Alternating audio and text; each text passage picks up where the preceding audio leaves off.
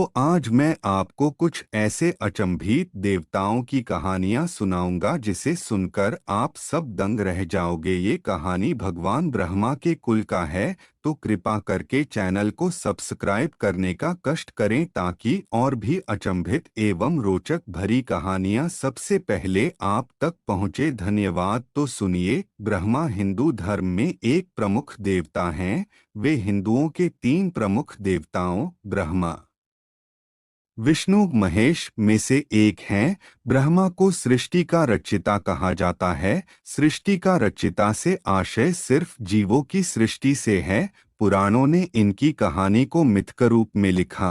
प्रमुख देवता होने पर भी इनकी पूजा बहुत कम होती है। इसका एक कारण यह बताया जाता है कि इन्होंने अपनी पुत्री सरस्वती पर कुदृष्टि डाली थी। दूसरा कारण यह कि ब्रह्मांड की थाह लेने के लिए जब भगवान शिव ने विष्णु और ब्रह्मा को भेजा तो ब्रह्मा ने वापस लौटकर शिव से असत्य वचन कहा था। इनका अकेला लेकिन प्रमुख मंदिर राजस्थान में पुष्कर नामक स्थान पर है। कई लोग गलती से इन्हें ब्रह्मा भी मान लेते हैं, जबकि ब्रह्मा शब्द ईश्वर के लिए प्रयुक्त होता है। पुराणों के अनुसार ब्रह्मा जी के मानस पुत्र मन से मारीचि, नेत्र से अत्रि, मुख से अंगिरस, कान से पुलस्त्य, नाभि से पुलह, हाथ से कृतु, त्वचा से भृगु, प्राण से वशिष्ठ, अंगुशट से दक्ष, छाया से कंदर्भ, गोद से नारद, इच्छा से सनक, सनंदन, सनातन, संतकुमार, शरीर से स्वयंभुव मनु, ध्यान से चित्रगुप्त आदि। पुराणों में ब्रह्मा पुत्रों को ब्रह्मा आत्मा व जायते पुत्र ही कहा गया है। ब्रह्मा ने सर्वप्रथम जिन चार सनक, सनंदन, सनातन और सनत कुमार पुत्रों का सृजन किया, उनकी सृष्टि रचना के कार्य में कोई रुचि नहीं थी। वे ब्रह्मचर्य रहकर ब्रह्मा तत्व को जानने में ही मगन रहते थे। इन वीतराग पुत्रों के इस निरपेक्ष व्यवहार पर ब्रह्मा को महान क्रोध उत्पन्न हुआ। ब्रह्मा के उस क्रोध से एक प्रचंड ज्योति ने जन्म लिया। उस समय क्रोध से जलते ब्रह्मा के मस्तक से अर्धनारीश्वर रुद्र उत्पन्न हुआ। ब्रह्मा ने उस अर्धनारीश्वर रुद्र को स्त्री और पुरुष दो भागों में विभक्त कर दिया। पुरुष का नाम का और स्त्री का नाम या रखा।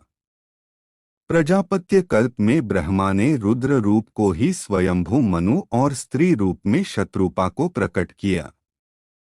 इन दोनों ने ही प्रियव्रत, उत्तानपाद, प्रसूति और आकुति नाम की संतानों को जन्म दिया। फिर आकुति का विवाह रुचि से और प्रसूति का विवाह दक्ष से किया गया। दक्ष ने प्रसूति से 24 कन्याओं को जन्म दिया। इसके नाम श्रद्धा, लक्ष्मी, पुष्टि, धुति, तुष्टि, मेधा, क्रिया, बुद्धि, लज्जा, वपु, शांति, रिद्धि और कीर्ति हैं। 13 का विवाह धर्म से किया और फिर भृगु से ख्याति का, शिव से सती का, मरीचि से संभूति का, अंगिरा से स्मृति का, पुलस्त्य से प्रीति का, पुलह से क्षमा का, कृति से सन्नति का, अत्रि से अनसूया का, वशिष्ठ से ऊर्जा का, वहव से स्वाह का तथा पितरों से स्वधा का विवाह किया। आगे आने वाली सृष्टि इन्हीं से विकसित हुई।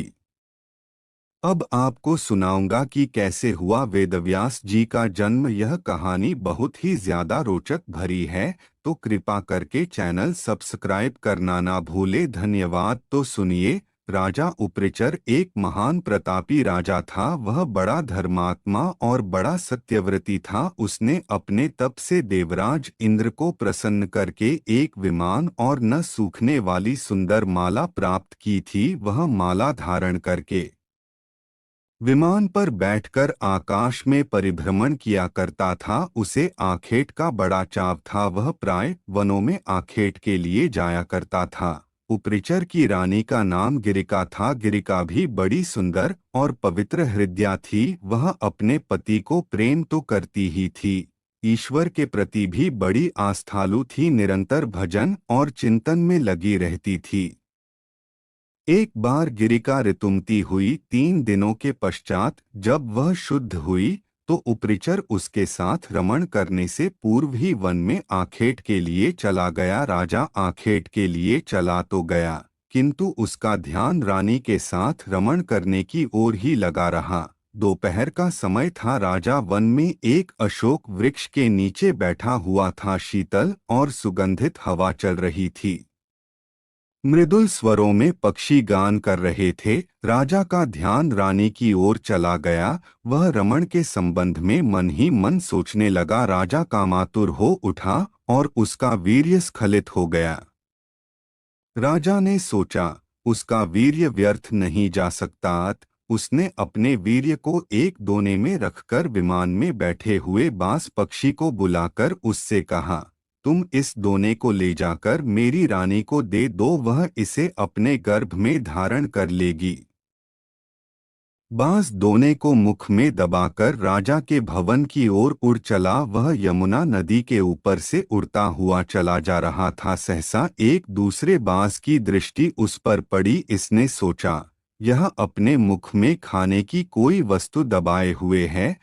उसने उस बाज पर आक्रमण कर दिया। दोनों बाजों में घमासान युद्ध करने लगा। परिणाम यह हुआ कि पहले बाज के मुख से दोना छूटकर यमुना के जल में गिर पड़ा। दोने में रखा वीर्य पानी में मिल गया। एक मछली की वीर्य पर दृष्टि पड़ी। उसने सोचा, यह खाने की वस्तु है। वह उसको पानी के साथ निगल गई। फलत मछली गर्भवती हो गई। दासराज नामक मल्लाह को वह मछली शिकार में मिली। जब उसने मछली के पेट को बीचों बीच से काटा तो उसके पेट से एक बालक और एक बालिका निकली। दासराज ने दोनों को उपरिचर को भेंट कर दिया। उपरिचर ने बालक को तो अपने पास रख लिया, पर बालिका को दासराज को लौटा दिया। दासराज उस बालिका को अपने घर ले जाकर उसका पालन पोषण करने लगा। दासराज ने बालिका का नाम सत्यवती रखा। वह मछली के पेट से उत्पन्न थी, इसलिए उसके शरीर से मछली की सी गंध निकला करती थी। लोग उसे मत्स्यगंधा भी कहा करते थे। मत्स्यगंधा धीरे धीरे बड़ी हुई। वह बड़ी रूपवती थी। वह रात्रियों को अपनी नाव पर बैठाकर इस पार से उस पार पहुंचाया करती थी। एक दिन दोपहर के समय महर्षि पराशर वहां जा पहुंचे। वे मत्स्यगंधा को देखकर उस पर मुग्ध हो गए। उन्होंने उससे कहा, सुंदरी, तुम्हें अपूर्व सुख मिलेगा। मैं तुम्हारे साथ रमण करना चाहता हूँ। मत्स्यगंधा ने उत्तर दिया, महर्षि, आप यह कैसी बातें कर रहे हैं? दोपहर का समय है, आसपास लोग बैठे हुए हैं। मैं आपके साथ रमण कैसे कर सकती हूँ? पराशर जी ने योग शक्ति से चारों ओर कुहरा पैदा कर दिया और बोले, अब हमें कोई नहीं देख सकेगा।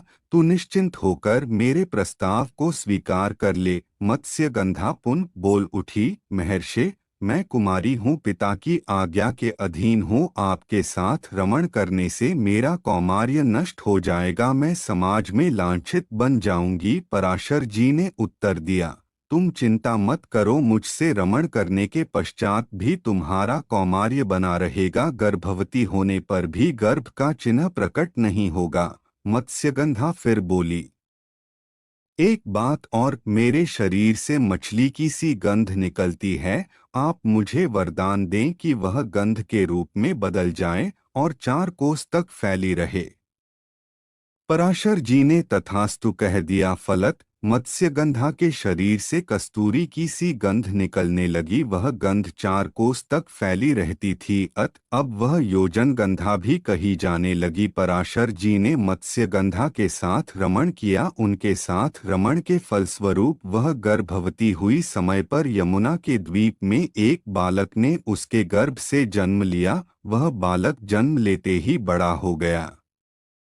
वह तप करने के लिए वन में चला गया। वही बालक जगत में वेदव्यास जी के नाम से प्रसिद्ध हुआ। वेदव्यास जी का पूरा नाम कृष्णद्वैपायन वेदव्यास था। वे श्याम वर्ण के थे, इसलिए उनका नाम कृष्ण पड़ा। वे 2 द्वीपों के बीच में पैदा हुए थे, इसलिए द्वैपायन कहे जाते थे। वेदों के पंडित होने से वेदव्यास कहे जाते थे। वेदव्यास जी अमर हैं।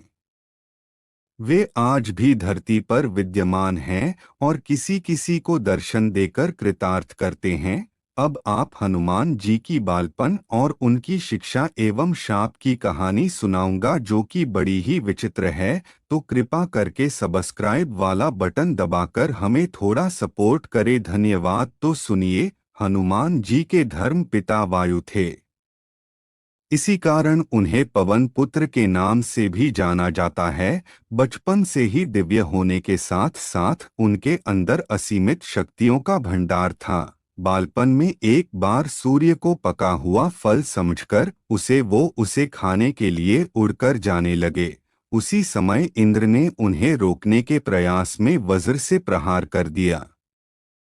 वज्र के प्रहार के कारण बालक हनुमान की ठुड्डी टूट गई और वे मूर्छित होकर धरती पर गिर गए। इस घटना से कुपित होकर पवन देव ने संसार भर में वायु के प्रभाव को रोक दिया, जिसके कारण सभी प्राणियों में हाहाकार मच गया। वायु देव को शांत करने के लिए अंततः इंद्र ने अपने द्वारा किए गए वज्र के प्रभाव को वापस ले लिया। साथ ही साथ अन्य देवताओं ने बालक हनुमान को कई वरदान भी दिए। यद्यपि वज्र के प्रभाव ने हनुमान की ठुड्डी पे कभी ना मिटने वाला चिन्ह छोड़ दिया।